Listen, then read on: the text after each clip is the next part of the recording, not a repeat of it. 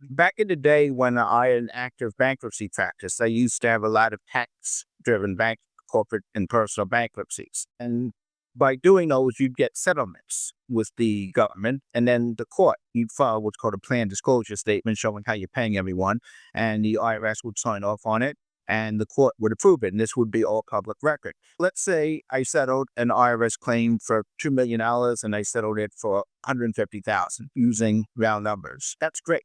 You settled $2 million claim for $150,000, and then you have either a payment plan to pay that. Client has a property X, primary residence. This is based on an actual case.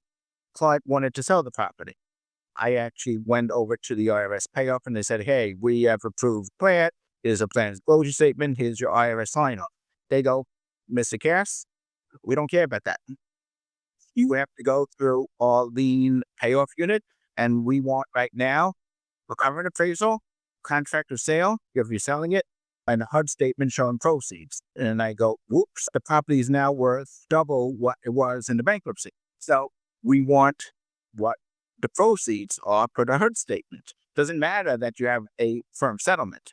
That was a haggle. Eventually, I was able to get it close to the original settlement, but that's the difference. So once the lien is on there, even if you have subsequent settlements, you're now going to be dealing with the lien unit. Totally different animal. The other side of that is a lot of taxpayers don't understand that the lien is put on intentionally, even if they have an installment agreement or some instrument in place that says we've resolved our debt by this installment agreement. The lien is still there and it's still active. And I've seen it where taxpayers will say, well, can we remove the lien so that we can sell the property, because they don't want to be embarrassed by the lien? And the answer to that truly is no. The IRS is not going to release that lien until you have the ability to show proof of payment.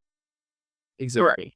It is what it is. And unfortunately, there's no way around. One more quick point is when you have a federal tax lien and you have competing state tax warrants, which liens take priority. In Indiana, a tax lien was called a tax warrant.